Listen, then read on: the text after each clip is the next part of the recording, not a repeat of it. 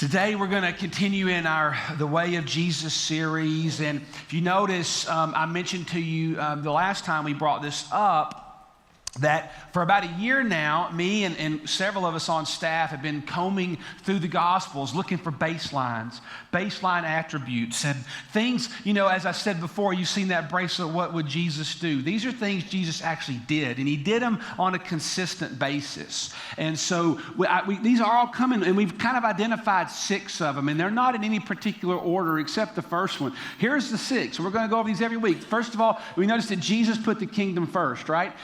Jesus' life, I would even go so far as to say it was kingdom obsessed. Jesus was kingdom obsessed, and he talked about the kingdom of God constantly. And I think he talked about the church like once.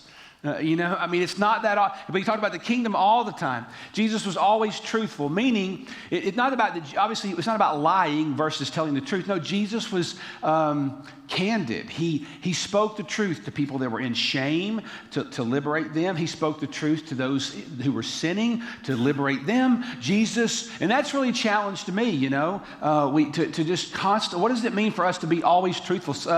Jesus practiced God's presence. We're going to talk about that one today. Jesus constantly pushes to engage our neighbor. That was when he was asked about the great commandment, he said, love the Lord your God and then love your neighbor. Jesus found a tribe. One of the interesting things about Jesus that I've thought about my entire Christian journey, and I really do think that, and I mean this with all my heart, I don't think I've ever grasped the gravity of this. I really do mean that. I don't think any of us have grasped the gravity of the fact that Jesus spent the vast majority of his life with 12 people.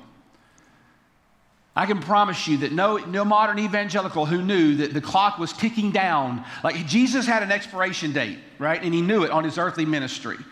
But yet, he didn't go on a tour, podcast shows, he didn't do big arena rock and all those things, which all that's wonderful. He literally spent the majority of his time with 12 people, and we're still talking about those 12 people to this very day. Think about the gravity of that, right? And then live free. Jesus set people free, sometimes physically, sometimes all the time spiritually, but he helped them pursue and he helped them give an answer to what it is. He told us the truth will set you free. So those are the 6. And today we're going to talk about practicing God's presence, right? What does it mean to practice God's presence? If you weren't here last week and you missed Ben Mandrell in his sermon, my stars, what a great word from God. And I've listened to that. It was really great. But one of the things Ben said last week was this. He said, culture is made up of the positive things you celebrate and the negative things you tolerate. Well, I can tell you this, at ClearView, we are working hard to learn what it means to practice the presence of God, right? You can't, I've felt this way for so long in my Christian life is that we're so afraid to do things because we think it's about earning salvation. And Dallas Willard, anything from Dallas Willard is gold, right? But if you buy any of his books, it's going to take a while. It's not Dr. Seuss, okay? You read Dallas Willard, you're going to get a headache. Okay, and he's not trying to be deep, he just is. And Willard is as we say, the OG of spiritual disciplines. For those of you over 70, that would be original gangster. It means like the person. Dallas Willard is now in heaven, and Dallas Willard said this: grace is opposed to earning, but grace is not opposed to effort. And he's right. Grace is opposed to earning. But how many times, I would challenge you, read through the New Testament and look at how many times Paul even used phrases like, you just read some of them in Colossians, put on. That's God's job, not mine.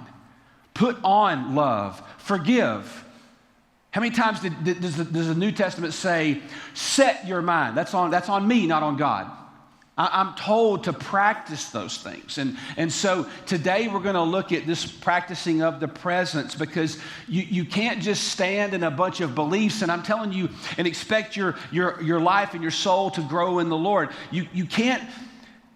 So much of modern Christianity, I believe, is people thinking, if I just believe the right things, it's all going to be okay, right? I can believe all I want to about gravity. If I jump off the top of the chapel, it's not going to be okay, right?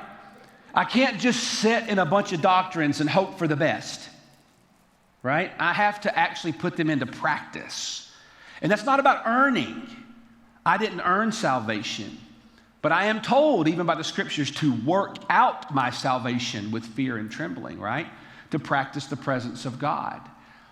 And so if you want to be close to God, you can, friend, but I will tell you this: you cannot microwave spiritual depth. There's no microwave in discipleship. Jesus walked constantly, and he talked for years, and he taught. So we're going to go to Mark chapter 1 today. Mark chapter 1 is where we're going to be. And this is what I think one of the better description places, kind of an insight into Jesus' life. And it's kind of an interesting story. Here we go, Mark chapter 1, and we're going to start, let's just pick it up in 29, verse 29. And immediately after they came out of the synagogue, they came into the house of Simon and Andrew with James and John.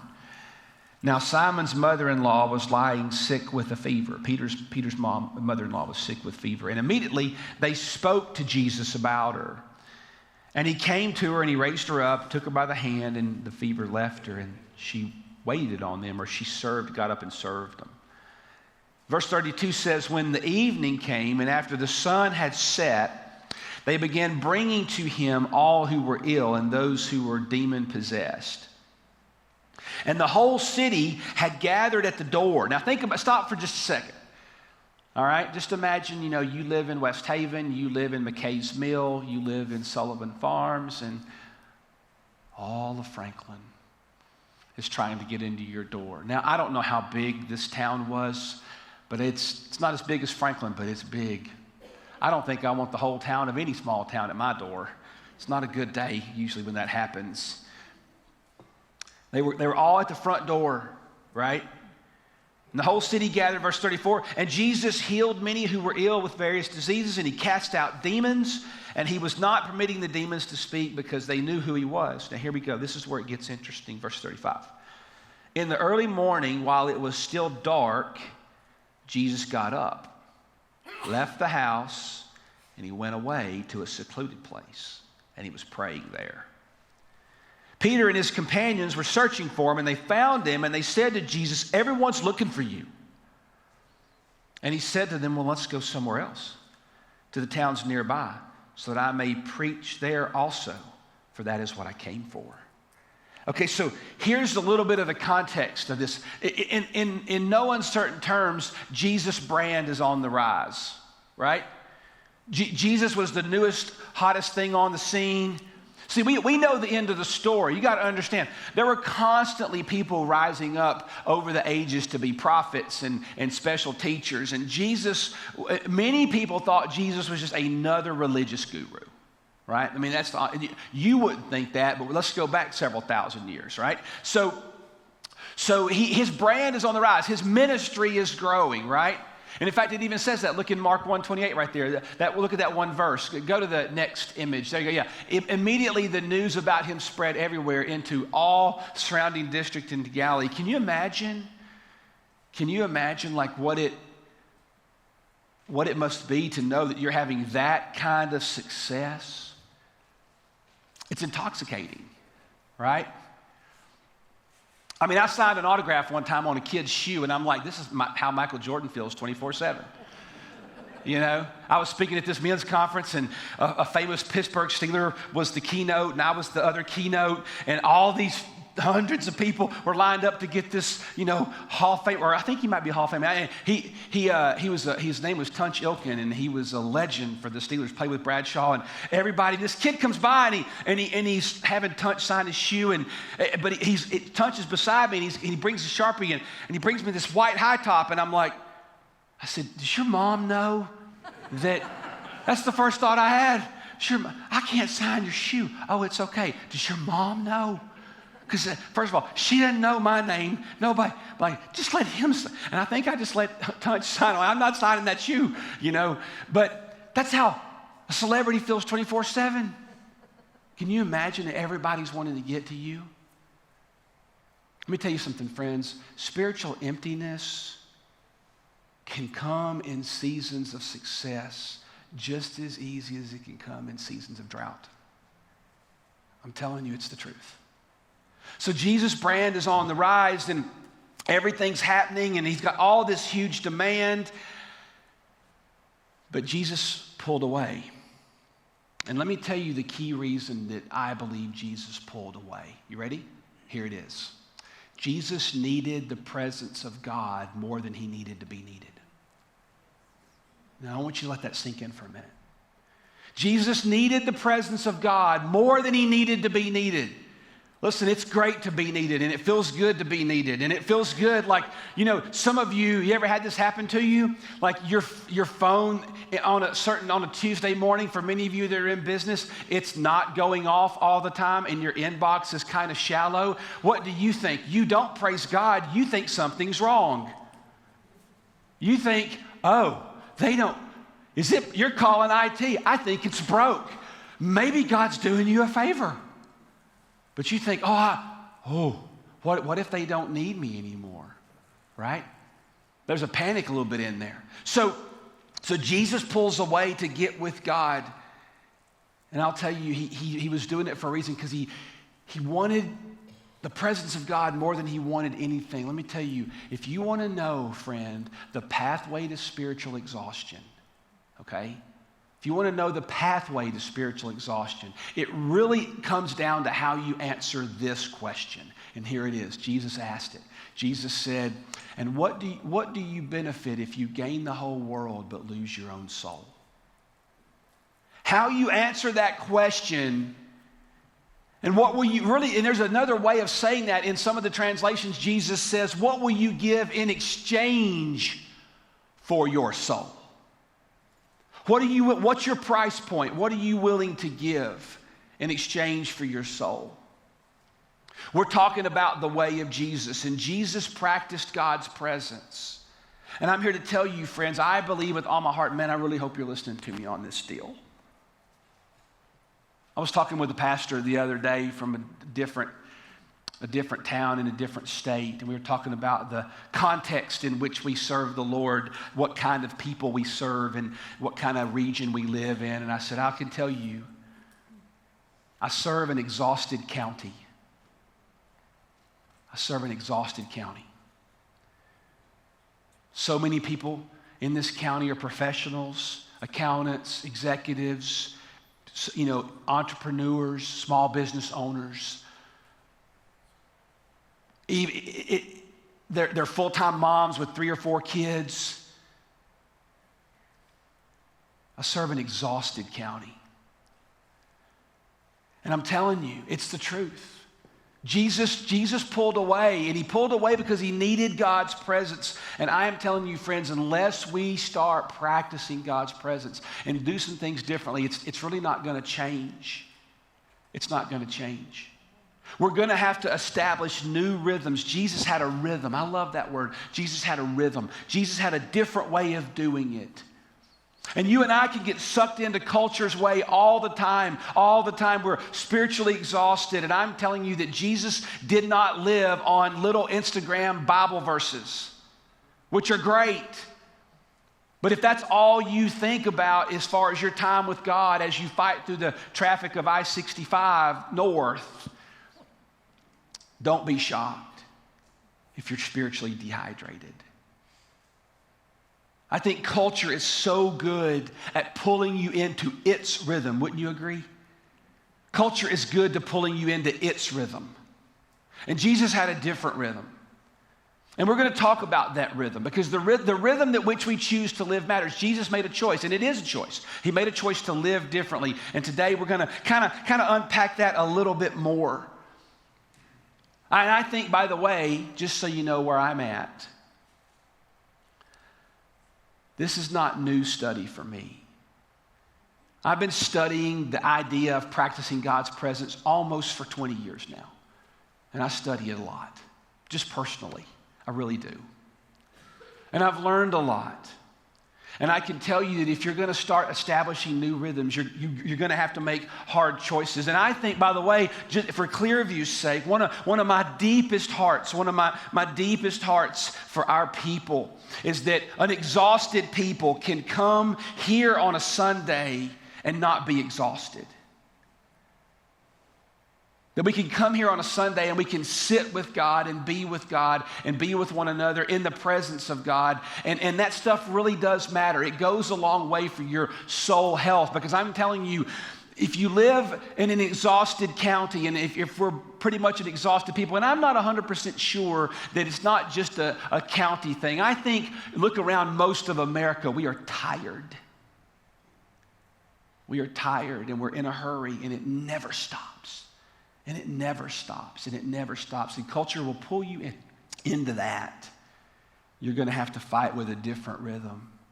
I think churches do it too, by the way. Listen to me close. I think churches do it all the time. I think we jump up and down and wave our hands trying to get the world to recognize us and do everything we can with more programming and more programming and more programming. You know, I saw a quote one time from a famous pastor, and he said, you know what I think should be on the church marquee in America these days? We're burned out, we're stressed out, we're give out, but bless God, the lights never go out at First Community Church. And I'm telling you, man, you're going to get sucked into that. And it's my job for us not to get sucked into that. So let's look at the way of Jesus. And why did he do it? And how? That's a bigger question. How did Jesus do this? Right? Here's two key truths. Number one, Jesus, write this down. Jesus pursued the presence of God because he was needy. I want to tell you why that matters. All the world came to his door that morning, that night, right? He'd been working all night long, healing people. They all came to him. But even still, he got up the next morning and he went away. He departed. Why? Because he was needy. I love Psalm 107, and I read it quite often. And in Psalm 107, there's a whole lot there about how to pray. And in Psalm 107, though, in verse 41, it says something about who God puts favor on. It says that Psalm 107:41 says that he sets the needy securely on high. They get the high ground. He sets the needy securely on high away from affliction, and he makes his families like a flock. I want you to look at that first part of that verse. Who gets the favor of God? The arrogant? No. Those that have it all together? No. Who gets the favor of God? Those that cry out and say, I need help. That's who get the favor of God. You want the favor of God on your life? Learn to be needy. And needy isn't cool in 2023, buddy. You know, if you're a professional and you're supposed to look like, what was the old deodorant commercial, never let them see you sweat? Well, that's a lie. Because everybody sweats, right? It's a reality of life. The needy, I love that verse. It tells me that those that get the high ground, what's the high ground? It's out of the swamp. It's out of the muck. It's out of the mire. It's out of the decaying ground. Those that get the high ground are the needy people, and they're the ones that crowd. And Jesus very much was needy, and that's why he departed. Jesus needed the presence of God more than he needed to be needed, and that matters, and you can't overlook that. You'll miss this whole thing in Mark 1 if you overlook that truth. Jesus needed the presence of God more than he needed to be needed, and I'm telling you, it feels good to be needed. It does feel good to be needed, but he needed God more than he needed anything, which leads me to the second truth about Jesus. First of all, I would say Jesus pursued the presence because he was needy, but number two, he protected life in the presence of God by being free from performance pressure. Now, that's a long statement. I'm going to give you time to write it down. The first thing I told you is that Jesus pursued the presence. Remember, we're told to practice the presence. Jesus pursued the presence of God because he was needy. He needed God. He needed time with the Father. And it wasn't just a prayer time. It wasn't a devotion time. If you read the Gospels, Jesus was in constant oneness with God. Constant. It was not a morning ritual. It was an all-the-time ritual. It's the way he thought. It's the way he saw people. It's the way he saw life. It's why he talked about the kingdom all the time, because he was talking about a lifestyle rhythm. He pursued the presence because he was needy, but he protected the presence, in his presence with God, by being free from performance pressure. And I'm going to tell you, I don't know that there is a bigger place of need for all of us today than to listen Some of you, not because I'm some amazing orator, I'm in year 6. We all know better, okay? I mean that. We all know better. But if you will listen to what I'm about to tell you, coming out of these scriptures, I believe that some of you could find some freedom. But you got to open your heart to it. Can you open your mind to could you just open your heart? Could you just let some of your defenses down for a minute and look at the life of Jesus, and you're going to see a different rhythm. Because there's something that happens in this story. There's an exchange between him and Peter that's very revealing, right? It's very revealing. Jesus was free from performance pressure. And let me tell you, I say this with, it's impossible for me to convey to any of you. It's impossible for me to convey how much sympathy and hurt.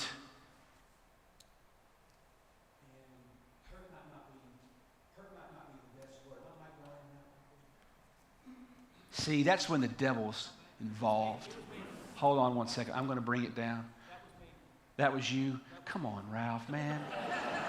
Now, we're paying you like 7 figures to do this, Just glad it wasn't me for once.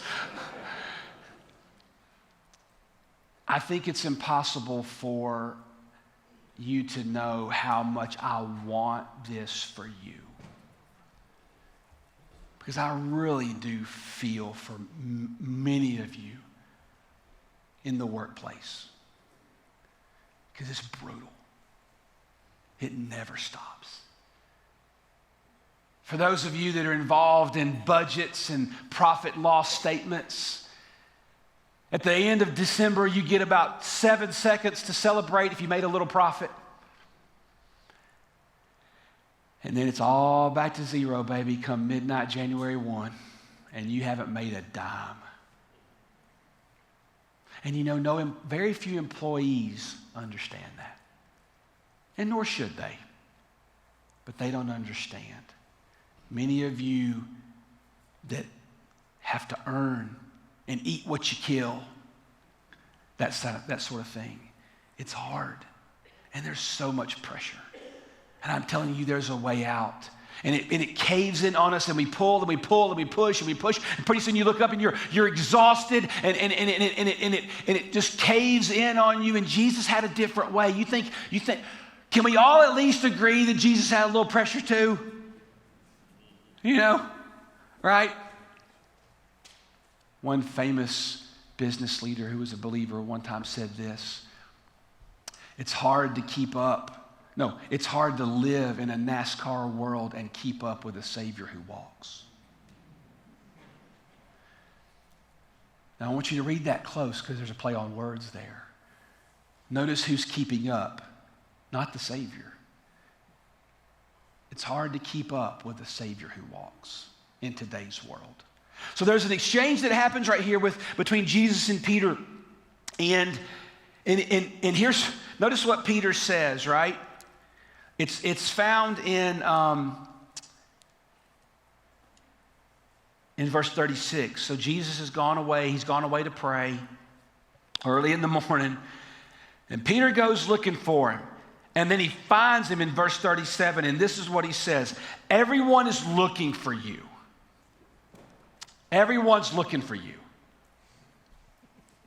That's not a compliment. Right? You can't overlook that. You can't overlook what's happening right there. But what Peter is saying, if you look at the verses, Peter's livid. He's livid. He's mad. Jesus is away. They can't find him. Maybe Jesus doesn't want to be found. So he's pulled away because he needed the presence of God more than he needed to be needed. And so he pulls away, and Peter, everybody's looking for, you know what Peter's saying between the lines right there, don't you know? He's saying, you're doing it wrong. That's what he's saying. You're doing it wrong. Everybody needs you, and you're not where you're supposed to be, and you're not doing what you're supposed to be doing.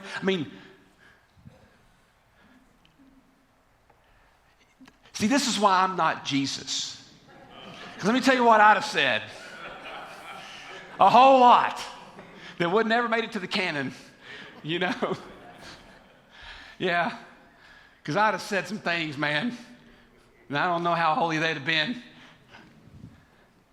And you're not doing it right. You're pulling it. But I want to tell you something, friends. Let me tell you why. Let me tell you why Jesus. And I've thought about this for years. I've noticed it as a rhythm of Jesus' life. And I am telling you, everybody, see, you think, so many of you think, oh, yeah.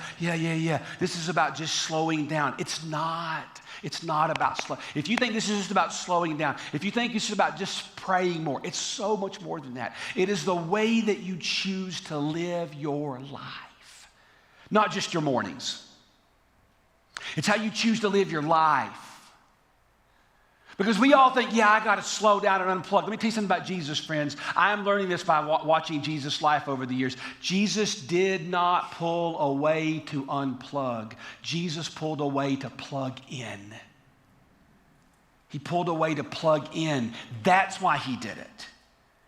He pulled away to plug into God.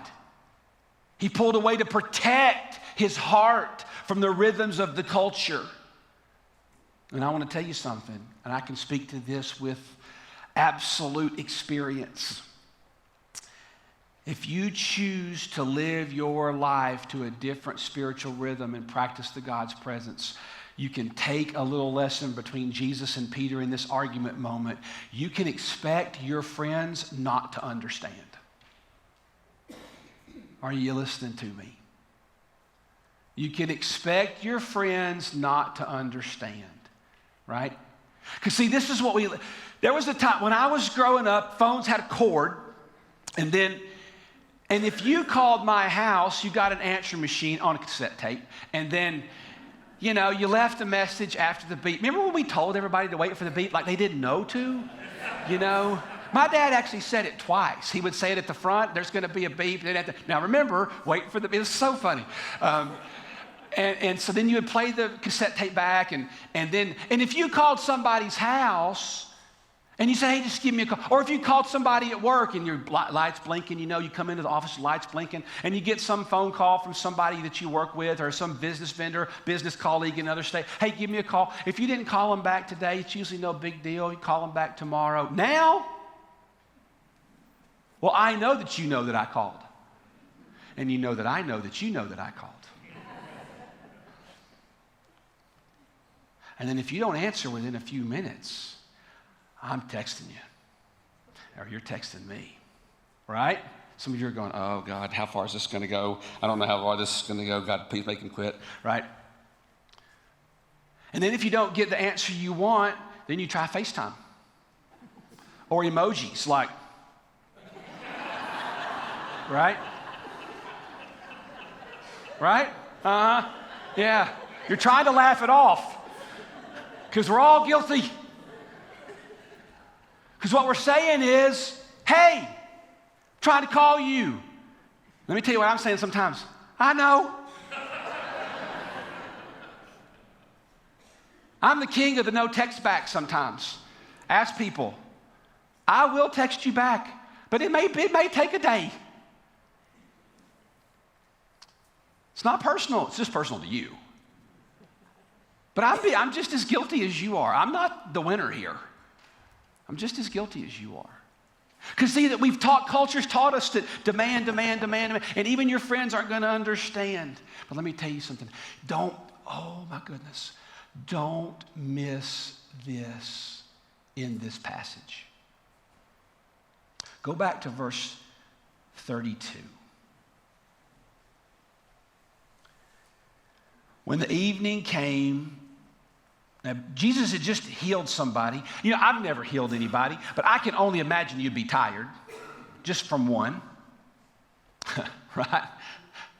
What did you do today, Jason? Oh, you know, I've kind of worked on the budget. What'd you do today, John? Oh, yeah, I kind of worked on some sales techniques. What'd you do today, Jesus? I pulled a demon out of somebody. You think you'd be a little tired? I would think I would. Verse 32. And when the evening came and the sun had set, they began bringing to him all who were ill. And then the whole city, verse 33, had gathered at the door. Now, if you've got the power to heal everybody, and if you've got the power to pull out demons, and if you've got the power to set everything that's bad right, can't you imagine you would feel very guilty not to do it? I would think you would. That you would feel like, oh, I got to do my job. But then I love what when Peter says everybody's looking for you, verse 37, everybody's looking for you, and then there's the phrase, well, then let's go further away. Church folk don't like that. Really? They don't like it. Well, you're not doing your job. Oh, really? He was doing his job, and he didn't heal everybody. He wasn't at beck and call because he needed the presence of God more than he needed to be needed. And I'm telling you, your friends aren't going to understand that. And here's what I would say to all of you, every single one of you, and I'm saying it to myself. In fact, I may be saying it to me way before I say it to you. I'm telling you, I tell our staff this all the time. The greatest thing you can do for the people of ClearView is to be close to God. It's the greatest thing you can do for the people of ClearView. But you can't be close to God if you're just exhausted. If we live in an exhausted county and we live in an exhausted world, then what good is it to have exhausted ministers? Rick Warren said it best one time, the pastor who's available all the time isn't worth much when he's available.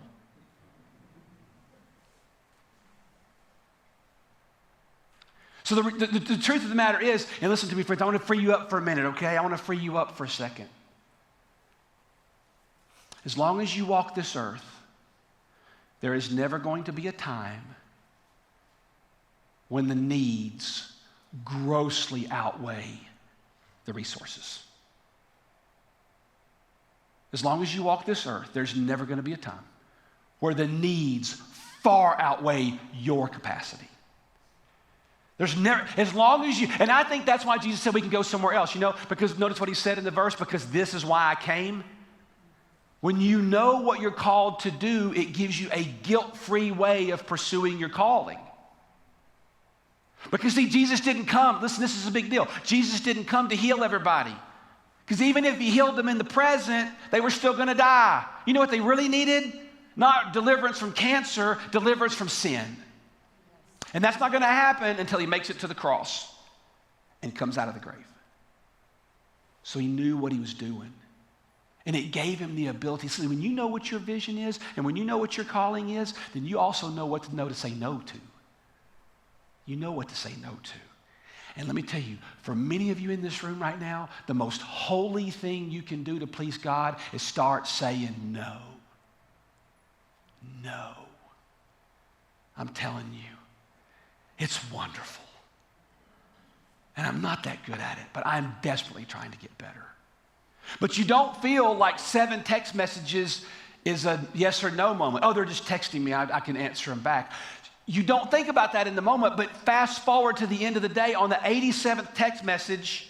Hey, I'm just curious. This isn't even in my sermon notes. I'm just curious. I'm serious. I need you to be honest. You're in church. God is watching.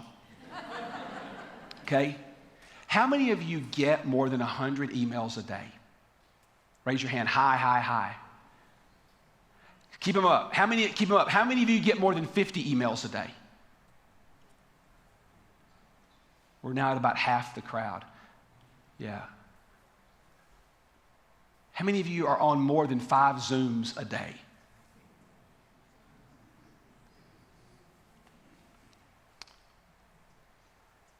Yeah. I can tell you, man, Jesus pulled away to plug in.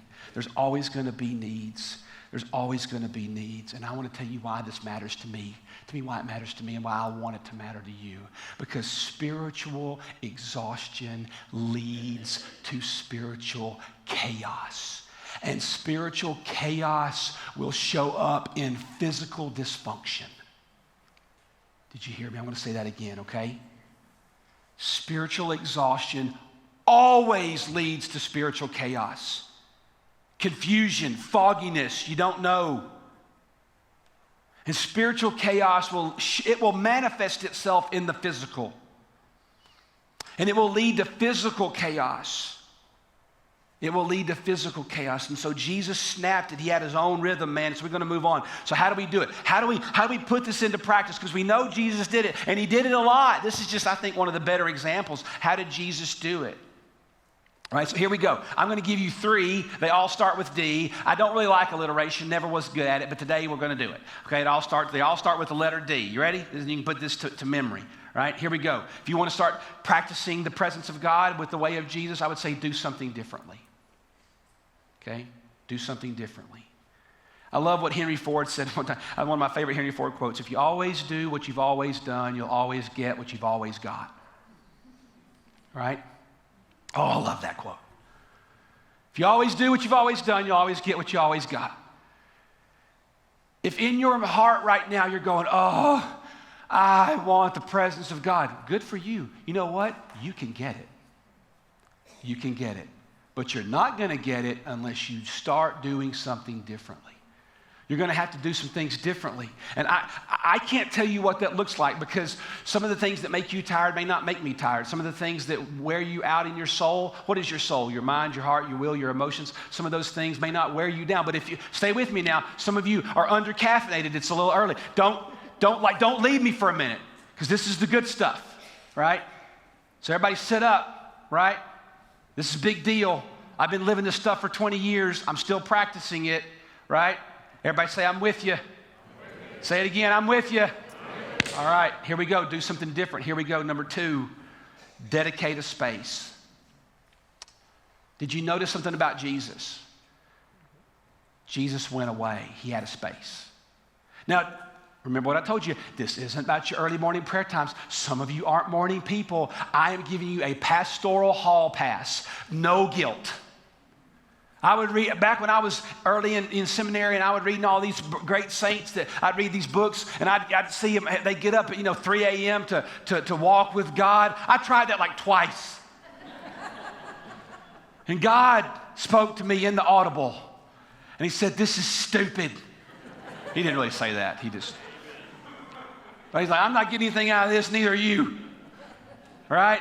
Look, if I'm going to get up at 3:30 in the morning, I'm killing an animal. All right? I'm a hunter. Something's got to die. I'm tired if I'm going to get up that early. Some of you guests are going, what? No, man, you need to give yourself permission. Now, I do it all kinds of ways. It's not just about your morning life. It's about your all-day life. Your all-day life. Walk with God. To walk with God. So you got to dedicate a space. And you know what? That looks different for many of you. I dedicate all kinds of spaces.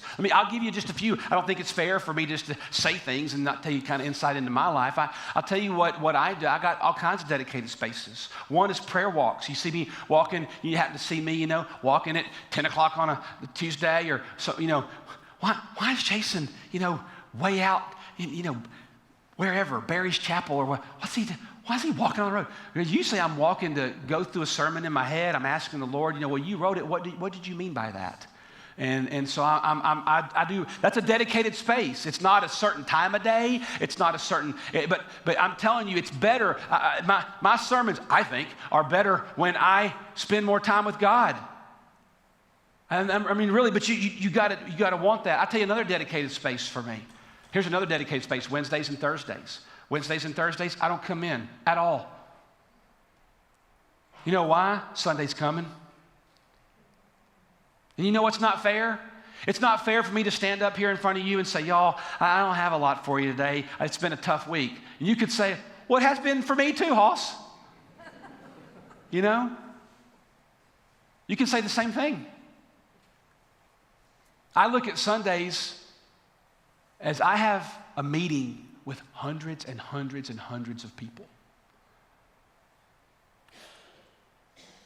I actually had a deacon one time, different church, not this church, tell me, maybe you could, how much time do you spend on sermon prep? And I think at the time it was like 15 to 20 hours a week. And he said, you think you could maybe spend a little less time? I said, no. No. I said, hey, you know what your job doesn't have? You know, Shane Pass said it best one time about preaching. He said, I think preaching is like a research paper that you have to write every single week, and then you got to go present it. How many of you wrote research papers in college? Freaked out about it. I do it every week, and then I got to go present it. And it's coming. It's coming again. Tomorrow, Sunday's coming. So I dedicate a space, and it's called Wednesdays and Thursdays. And that's what I spend. Because you know what? 50% of my time, 50% of my life is spent doing this right here. And that doesn't happen in a day. So that's a dedicated space for me. I'll tell you, I wrote a few of these down. I'll tell you another one I do. A couple of times a year, at least once, sometimes twice, I pull away for a few days, and then I go and do sermon planning for the year or for the next 3 or 4 months. Listen, for those of you in business, you can do the same thing. You think your business would be better? You think you would be better as a business person, a businesswoman, or a businessman? You think you'd be better if you pulled away once a month or once a quarter for a full day to look out instead of down? I guarantee you'd be better. I promise you would be. I'll tell you another dedicated space for me. I'm fixing to do it this week. Every year I host a couple of retreats and for pastors, and I'm going to do one this week. And it is one of the most dedicated holy spaces I have. Pastors, I'm telling you the reality, and this isn't a complaint, it's just a reality. I don't think it would shock you. Like, we have nowhere to go. Where do pastors go when they're spiritually exhausted? I can tell you where they don't go. Committees. No, that's not, I don't mean that in jest or even in the pejorative. I mean, we're not telling the church people we're spent. You know, we're just not. Where does a pastor go? I heard Rick Warren one time say it this way. He was a very vulnerable moment. He was telling all of Saddleback Church about he and Kay many years ago. He was on, it's public record. He said, you know, we were having a real hard time in our marriage. And he said, but where do you go when you're the pastor and your marriage isn't working? Well, you're not going to the church elders. What if they want you to step down? That's the truth. Right? So don't you think it would be better for all of your ministers to have regular rhythms of spiritual renewal than to just stand up here one day and say, I'm done. See y'all. I think that's way better. I think it's way better to pursue health than respond to dysfunction. Don't you? I do. So, and be praying for me. I got several pastors coming from all over the country, and I'm telling you, if you could hear those conversations, I promise you at some point there's going to be one dude burned out and tired, maybe crying. There's going to be some guy talking about an open struggle with something. Happens all the time. It's great, and I love it. It's a dedicated space for me. I'll tell you another dedicated space for me. This is the last one. I could go on forever. I'm just going to give you another one real quick, right? Here we go. You ready for this? The elimination of notifications. That is a dedicated space for me. Many years ago, you know what I did? By the way, you are allowed to do this. You can go into your phone. I only have an iPhone, so I'm just going to go with that one. You can touch general, or you can touch notifications, and you can mute all those suckers. I took email off my phone years ago. And you know what? Nobody got mad. They didn't even know. Right? And if they got mad that I took that off, how would I know? I don't get notified. It's bliss. My phone doesn't ring. It's on silent most of the time. I get text message notifications. Nope, I do. It just shows up. But I don't get I want to show something to you, okay? Now, I'm not far from done, but I want to show something to you. And I mean this, and you've seen me do this before, but some of you missed that Sunday, right? This is I'm not going to pick on Charlie. You thought it was coming, didn't you? You thought it was coming. I'm going to pick on my friend Phil, okay? So, all right. So watch this. I have no idea what kind of phone he has. I have no idea what he does and where his dings are and all the notifications and all that stuff. But I'm telling you, And he had no idea I was going to do this. And I have no idea what kind of rhythms Phil Campbell has in his life about digital stuff, okay? But if your number one goal in life is to hear from God, then you tell me how it is possible then, if that's your number one goal, if Phil's number one goal is to hear from God. Let me ask you, think Phil's a better dad to hear from God? Yeah. I do. You think he works for 3M. You think he's a better leader at 3M if he hears from God? Oh, they don't even know it. I promise you he's better for them if he hears from God when he gets stuck on a problem. You think he's a better husband when he hears from God? Oh, yeah. Phil leads Men of Franklin. You think he's better for ClearView if he hears from God? Oh, I do. So then how is it possible for him to hear from God if every 7 seconds, ding, ding, oh, you got a bad neck. Right. Bad knee. Yeah. Ding, ding. Hey, Phil, new performance goals came out today. Phil, Dad, right? Friends, shot 37 on the back, shot 37. He's a golfer. You actually might want that text. Maybe not. It makes you feel envious if he didn't shoot 37, so then see, now we're in a whole problem.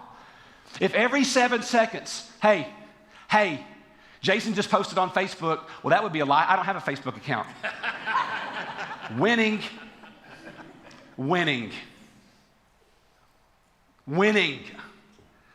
I don't care what y'all do on Facebook, that you went to bed.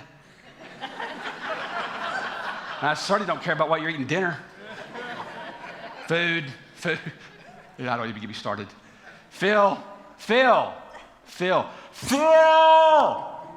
That's our lives right there. You tell me how we can pursue an anointing in that environment. I'm telling you, it will never happen. It'll never happen. I'm telling you, unless you do something differently and dedicate some spaces. So for you, maybe the most holy thing you could do is dedicate a space. And I'll give you one last one and then I'm done. Okay? And here we go. This is from the life of Jesus. Detach yourself from the idolatry of approval. That's exactly what Jesus did.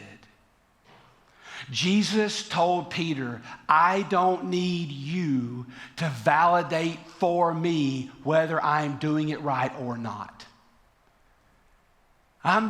You know why? Because Jesus wasn't pulling away to make Peter's life better.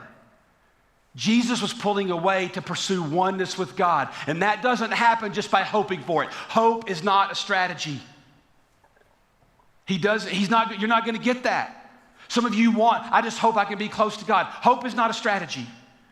You got to do something. You got to change some rhythms, and you got to detach yourself. And I want to tell you something, man. I'm saying this with the most sincere form of love, and I mean this in the most holy way I know how to put it. I could not care less about what you or any other human on planet Earth thinks about my rhythms to stay close to God. I'm not doing it for you. I'm doing it for me. But I think I'm better for you if I do it. And I think I'm a better dad and a better husband and a better friend. And it's a constant war.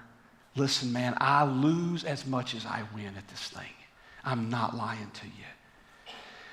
Jesus said, I'm going to leave you with a promise.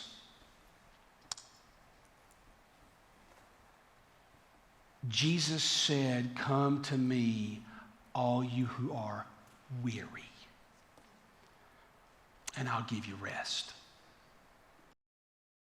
You know, it means a lot to us that you would come here today and be a part of who we are. It really does matter to us more than you might realize. Sometimes I think we underestimate the power we have to influence people. You know, if you would look around your world, you'd be amazed at how many people would receive what you have to say to them. You could be a digital missionary. You don't have to post everything on Facebook, or we're not asking you to go on your favorite social platform, but I would challenge you to look around your world.